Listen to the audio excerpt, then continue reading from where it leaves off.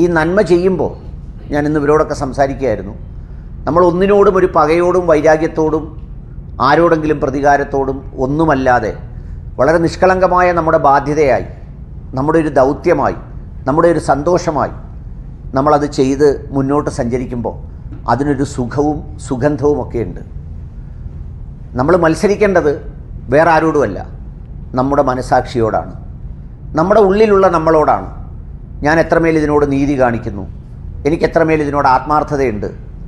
അതല്ലാത്ത എല്ലാ കാപട്യങ്ങളും, അതല്ലാത്ത എല്ലാ ജാടകളും, എല്ലാ പ്രകടനപരതയും എല്ലാം വെളിവാക്കപ്പെടുന്ന ഒരു സമയം, ഒരു കാലം ഉറപ്പായും ഉണ്ടാവും. അതുകൊണ്ട് നിങ്ങളോട് എനിക്ക് പറയാനുള്ളത്, നിങ്ങളുടെ ഈ കൂട്ടായ്മ അതിൻ്റെ നിഷ്കളങ്കമായ ഒരു മനോഹരമായ ആ ദൗത്യം തുടരുക എന്നുള്ളതാണ്. ഇസ്മായിൽ നബിയെ ബലി കൊടുക്കാൻ പോയതും കഅബ ഉണ്ടായതും അതിൻ്റെ ചരിത്രമൊക്കെ നമുക്കറിയാം. യഥാർത്ഥത്തിൽ നമ്മളതിനെ കാണുന്നത് ഒരു വാപ്പയോടൊരു മകനെ ബലി കൊടുക്കാൻ പറഞ്ഞു എന്ന അർത്ഥത്തിലാണെങ്കിൽ തെറ്റിപ്പോയി. ഏറ്റവും പ്രിയപ്പെട്ട ഒന്നിനെ നീ അള്ളാഹുവിന് സമർപ്പിക്കുക എന്നാണ് അതിൻ്റെ സന്ദേശം. നമ്മളാകുന്ന ഇബ്രാഹിമുമാരുടെ എല്ലാം ഉള്ളിൽ ഇസ്മായിലാകുന്ന ചില ചിന്തകളുണ്ട്. അത് നമ്മുടെ സമ്പത്താകാം, നമ്മുടെ അഹംഭാവമാകാം, നമ്മുടെ ഉള്ളിലെ വിഗ്രഹമാകാം. വിഗ്രഹമെന്ന് പറഞ്ഞാൽ നമ്മളെല്ലാവരും വിചാരിക്കുന്നത് പോലെ ഒരു ഏതെങ്കിലും സവിശേഷമായ ഒരു രൂപം എന്നല്ല വിഗ്രഹത്തിൻ്റെ അർത്ഥം. വിശേഷാൽ ഗ്രഹിക്കുന്നത് എന്നാണ് അതിൻ്റെ അർത്ഥം. എന്ന് പറഞ്ഞാൽ സാധാരണയല്ലാതെ ഒരു അസാധാരണ ഭാവത്തിൽ ഒരു സാധനത്തെ ഗ്രഹിക്കുന്നതിനെയാണ്. എന്ന് പറഞ്ഞാൽ അതിൻ്റെ പർപ്പസ് അല്ലാത്ത വേറൊരു തരത്തിൽ അതിനെ കാണുന്നതിനാണ്. അങ്ങനെ ചിന്തിക്കുമ്പോൾ നമ്മുടെ എല്ലാ ഉള്ളിൽ വിഗ്രഹങ്ങളുണ്ട്, നമ്മളാകുന്ന വിഗ്രഹമുണ്ട്. ഞാൻ ഇന്നടുത്ത് ഇന്നാരാണ്, ഞാൻ ഇങ്ങനെ ശ്വാസം പിടിച്ച് നടക്കണം, എനിക്കിന്ന ജോലിയുണ്ട്, ഞാൻ ഇന്ന സ്ഥലത്തുള്ള ആളാണ്. അപ്പം നമ്മുടെ ഉള്ളിലെ വിഗ്രഹത്തെ തന്നെ തല്ലിപ്പൊട്ടിക്കുന്ന, നമ്മുടെ ഉള്ളിലെ ഇസ്മായിലുമാരെ തന്നെ ബലി കൊടുക്കുന്ന ഇബ്രാഹിം അലൈഹിസ്സലാമിൻ്റെ ആ ഉന്നതമായ ഗുണങ്ങളായി നമ്മൾ മാറേണ്ടതുണ്ട്. അങ്ങനെ ചിന്തിക്കുമ്പോഴാണ് നമ്മൾ ഈ പറയുന്ന ഒരു മകനെ ബലി കൊടുക്കലല്ല അവിടെ അള്ളാഹു ഉദ്ദേശിച്ചത്. നിൻ്റെ ഏറ്റവും പ്രിയപ്പെട്ടത് എന്താണോ ആ പ്രിയം എൻ്റെ പ്രിയത്തിനേക്കാൾ വലുതല്ല എന്ന് നീ നിൻ്റെ കർമ്മം കൊണ്ട് തെളിയിക്കുക എന്നുള്ളതാണ്. ആ നന്മ നമ്മൾ ഏറ്റവും കൂടുതൽ കടപ്പെട്ടിരിക്കുന്നത് ഉമ്മയോടാണ്. കാരണം ജീവിതത്തിൽ നമുക്ക് വേണ്ടി ആദ്യമായി ഒരു ബാധ്യത എന്നോണം ആ നന്മയുടെ പാഠം നമ്മൾ പഠിച്ചത് ഉമ്മയുടെ ഗർഭപാത്രത്തിൽ നിന്നാണ്. ആദം നബി അലൈഹി ഇസ്ലാമിനെ വിലക്കപ്പെട്ട കനി തിന്നതിന് അള്ളാഹു ശിക്ഷിച്ചു എന്നൊക്കെയാണ് പറയുന്നത്. യഥാർത്ഥത്തിൽ അതിനെ മറ്റൊരു ചിന്തയിൽ നോക്കിക്കണ്ടാൽ ആ വൃക്ഷത്തിൽ നിന്ന് ഭക്ഷിക്കരുത് എന്ന് പറഞ്ഞപ്പോൾ അതിൽ നിന്ന് ഭക്ഷിച്ചതുകൊണ്ടാണ് ഈ മനുഷ്യരാകുന്ന നമ്മളൊക്കെയും സ്വയം ചിന്തിക്കാവുന്ന, വിവേകത്തോടു കൂടി പ്രവർത്തിക്കാവുന്ന, വ്യത്യസ്തമായ രീതിയിൽ ചിന്തിക്കാവുന്ന മനുഷ്യരായി തീർന്നത്. ഇല്ലെങ്കിൽ അള്ളാഹുവിൻ്റെ ആജ്ഞ അനുസരിക്കുന്ന വെറും രൂപങ്ങളായി മാത്രം നമ്മൾ മാറിയേനെ. അങ്ങനെ ആകാതിരുന്നത് ഈ പറഞ്ഞ ആദം നബി അലൈഹി ഇസ്ലാമിന് മേലുണ്ടായ പരീക്ഷണമാണ്. അതൊന്നും യാദർച്ഛികമല്ല. ഇപ്പോൾ ആദം നബിയോട് അത് കഴിക്കരുതെന്ന് പറഞ്ഞ് ആദം നബി അത് കേൾക്കാതെ പോയി കഴിച്ചുകൊണ്ടാണ് നമുക്കിത് വന്നത് എന്നൊന്നും വിചാരിക്കരുത്. അത് അള്ളാഹുവിൻ്റെ ഒരു തീരുമാനത്തിൻ്റെ അടിസ്ഥാനത്തിലാണ്. ഏത് സ്വർഗത്തിൽ നിന്നാണോ ആദം നബി അലൈഹി ഇസ്ലാമിനെ പുറന്തള്ളിയത് അതേ സ്വർഗത്തിലേക്ക് നമ്മുടെ ആത്മാവിനെ മടക്കിക്കൊണ്ട് ചെല്ലണം. ജീവിതം എന്ന് പറയുന്നൊരു മെഴുകുതിരി കത്തിച്ചുകൊണ്ടുള്ള ഓട്ടമാണ്. നമ്മുടെ കയ്യിലൊരു മെഴുകുതിരിയുണ്ട്. ആ മെഴുകുതിരിയുടെ പ്രകാശം നമ്മുടെ ഈമാനാണ്, നമ്മുടെ കരുത്താണ്. നമ്മൾ വേറൊന്നിനെയും ഭയപ്പെടേണ്ടതില്ല, ആരെയും ഭയപ്പെടേണ്ടതില്ല.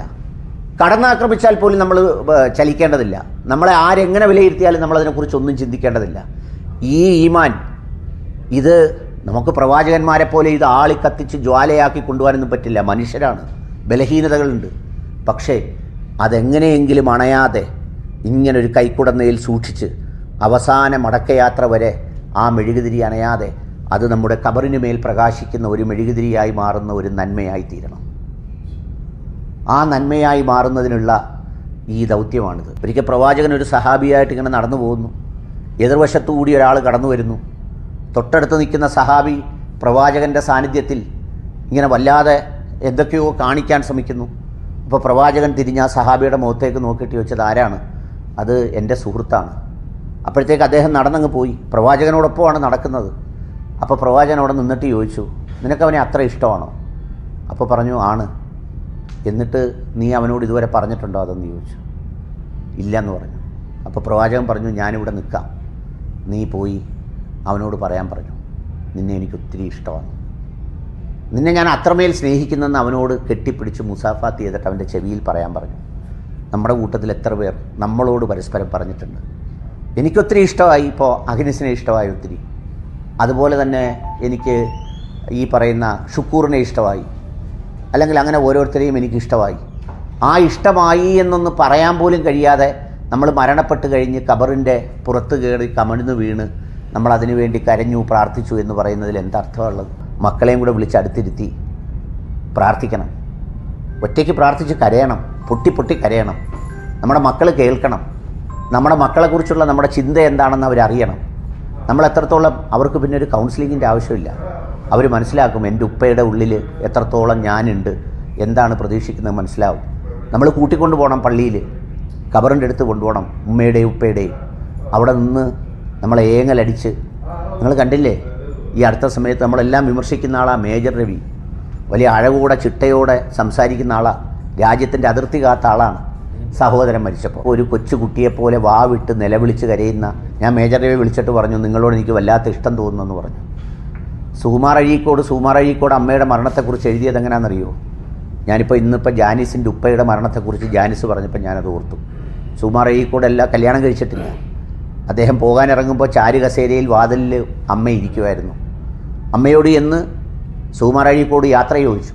ഞാനൊന്ന് ബാംഗ്ലൂർക്ക് പോവുകയാണമ്മേ, ഒരാഴ്ച കഴിഞ്ഞേ വരുവുള്ളൂ എന്ന് പറഞ്ഞു. അമ്മ കേട്ടുകൊണ്ടിരുന്നു. സുകുമാർ അഴീക്കോട് അകത്ത് പോയി വസ്ത്രം ധരിച്ചുകൊണ്ട് വാതിലിലെത്തിയപ്പോൾ അമ്മയ്ക്ക് അനക്കമില്ല. സുകുമാർ അഴീക്കോട് എന്നെക്കുറിച്ച് പറഞ്ഞെന്താണെന്നറിയുമോ? എല്ലാ ദിവസവും ഞാൻ അമ്മയെ ഒറ്റയ്ക്കാക്കിയിട്ട് പോകാറുണ്ട്. അന്ന് എൻ്റെ അമ്മ എന്നോട് പറഞ്ഞു, അങ്ങനിപ്പം നീ ഇന്ന് പോകണ്ട, ഞാനങ്ങ് പോകട്ടെ, നീ ഇവിടെ നിൽക്കാൻ പറഞ്ഞു. അമ്മയുടെ മരണത്തെക്കുറിച്ച് വലിയ എഴുത്തുകാരനായ സുകുമാർ അഴീക്കോട് പറഞ്ഞതാണ്. ടി പത്മനാഭൻ എന്ന് പറയുന്ന കഥാകൃത്തുണ്ട്. പുള്ളി അമ്മയുടെ മരണത്തെക്കുറിച്ച് പറഞ്ഞത്, ഇപ്പോഴും ഒരു മണ്ണെണ്ണ വിളക്ക് കാണുമ്പോൾ ഞാൻ അമ്മയെ ഓർക്കുമെന്ന് പറഞ്ഞു. എന്താ കാര്യമെന്ന് ചോദിച്ചപ്പോൾ പറഞ്ഞു, ഞാൻ എൻ്റെ ബാല്യത്തിൽ എൻ്റെ വീട് ഒരു ജയിലിനടുത്തുകൂടിയുള്ള കുറ്റാക്കൂരിരുട്ട് നിറഞ്ഞ ഒരു കാടിൻ്റെ നടുവിലൂടെയാണ് വരുന്നത്. ഞാൻ വരുമ്പോൾ 1:30-2 മണിയാവും. ആ വരുന്ന ഇരുട്ടിൻ്റെ വഴിയിൽ ഒരുപാട് പാമ്പ് കടിച്ച ആളുകൾ മരിച്ചിട്ടുണ്ട്. എന്നോടമ്മ എപ്പോഴും പറയും, മോനെ സൂക്ഷിച്ച് വരണേ പത്മനാഭ എന്ന് പറയുമായിരുന്നു. ഞാൻ രാത്രി വരുന്നതിന് അമ്മ ഒരു മണ്ണെണ്ണ വിളക്ക് കത്തിച്ച് ഏതാണ്ട് 1 കിലോമീറ്റർ അപ്പുറമുള്ള കാടിൻ്റെ നടുവിൽ കൊണ്ടുവന്ന് തനിച്ച് വെച്ചിട്ട് വീട്ടിൽ വന്നിരിക്കുമായിരുന്നു. ആ ഉണർന്നിരിക്കുന്ന വെളിച്ചത്തിൻ്റെ പേരാണ് അമ്മ അല്ലെങ്കിൽ ഉമ്മ എന്ന് പറയുന്നത്. അപ്പം അങ്ങനെ മനസ്സിൽ വന്നതാണ് അമ്മയ്ക്കൊരു നന്മത്തണൽ. പേരും ഞാൻ നിർദ്ദേശിച്ചതാണ്. അമ്മയ്ക്കൊരു നന്മത്തണൽ എന്ന പേരിൽ ഒരു പരിപാടി നമുക്ക് നടപ്പിലാക്കണം. ഈ പറഞ്ഞതുപോലെ നമ്മുടെ നാട്ടിലെ അമ്മമാരെ സഹായിക്കാൻ വേണ്ടി അതിൻ്റെ ഒരു പ്രാർത്ഥന. അപ്പോൾ അത് പറഞ്ഞപ്പോൾ തന്നെ ഞാൻ വേദിയിൽ വെച്ച് പറഞ്ഞിരുന്നു, അൻവർ ഉണ്ടായിരുന്നു അവിടെ, പിന്നെ അതുപോലെ തന്നെ പിന്നെ നമ്മുടെ മുനീർ ഉണ്ടായിരുന്നു, അങ്ങനെ എല്ലാവരും ഉണ്ടായിരുന്നു. അതൊരു 1.5 ലക്ഷം രൂപയുടെ ഒരു കമ്മിറ്റ്മെൻറ്റായി വാങ്ങിച്ചാൽ മതി എന്നാണ് ഞാൻ പറഞ്ഞത്. നിങ്ങൾ ആ സ്കീം എങ്ങനെ വേണമെന്ന് ആലോചിച്ചോളൂ. എൻ്റെ മനസ്സിലുള്ള സങ്കല്പം 5 അമ്മമാർക്ക് ഒരമ്മയ്ക്ക് ഒരു 1.5 ലക്ഷം രൂപ വീതം, ഒരു 7.5 ലക്ഷം രൂപ ഒരു കമ്മിറ്റ്മെൻറ്റായി നിങ്ങൾ കരുതി വെച്ചിരുന്നാൽ മതി. അതിന് പെട്ടെന്നൊരു സമയത്ത് ഒരാളിനെ തീരുമാനിച്ച് സെലക്ട് ചെയ്ത് 5 പേർ കൂടെ കൊടുക്കണ്ട. ഏറ്റവും ജെന്യൂനായ കേസ് നമ്മുടെ നാട്ടിൻപുറത്തുനിന്ന് പൊങ്ങി വരും വാർത്തയിലൂടെ അല്ലെങ്കിൽ നിങ്ങളുടെ അനുഭവത്തിലൂടെ. എൻ്റെ അടുത്ത് വരുന്ന കേസുകളും ഞാനതിൻ്റെ എല്ലാ വിവരങ്ങളും നിങ്ങൾക്ക് കൈമാറാം. നിങ്ങൾ പരിശോധിച്ചിട്ട് ആ ആൾ ഉചിതമാണെങ്കിൽ ആ ആളിന് കൊടുക്കുക. ഇനി 1 വർഷത്തേക്ക് അങ്ങനെ ഒരാൾ വന്നില്ലെങ്കിൽ വരാതിരിക്കട്ടെ എന്നാണ് പ്രാർത്ഥന. ആ കമ്മിറ്റ്മെൻറ്റ് അതായിട്ടിരുന്നോട്ടെ. നമ്മൾ സാധാരണ പറയുമല്ലോ നെയ്യത്തിന് കൂലി കിട്ടുമെന്ന് പറയുമല്ലോ, ആ നെയ്യത്ത് അതായിട്ടിരുന്നോട്ടെ. നമുക്ക് അടുത്ത വർഷം അതിന് വരുന്നവർക്ക് കൊടുക്കാം. അതിലൊറ്റ കണ്ടീഷൻ വെച്ചാൽ മതി, അഗതിയായ നിരപരാധിയായ ഒരമ്മയായിരിക്കണം. അപ്പോൾ അതുകൊണ്ട് അതിനുവേണ്ടിയാണ് നമ്മളിങ്ങനെ ഒരു പരിപാടി ആലോചിച്ചത്. എനിക്ക് ഒരുപാട് ഇഷ്ടമായി. കഴിഞ്ഞ 3-4 ദിവസം ഞാൻ ഈ പറഞ്ഞതുപോലെ ഒരുപാട്, നമ്മൾ സാധാരണ പറയില്ലേ, ഒരുപാട് പട്ടം പോലെയായിരുന്നു. ഞാനിങ്ങനെ പറന്ന് ലോകത്തിൻ്റെ ഒരുപാട് രാജ്യങ്ങളിൽ പോയി ഒരുപാട് ഉത്തരവാദിത്തങ്ങൾ നിർവഹിച്ചു. അന്തരീക്ഷത്തിലൂടെ പോകുമ്പോഴും എനിക്ക് പുത്തൻതിരിലും കരുനാഗപ്പള്ളിയിലും ഒന്നും ഞാൻ ചവിട്ടി നിൽക്കാൻ വല്ലാണ്ട് ശ്രമിച്ചിട്ടില്ല.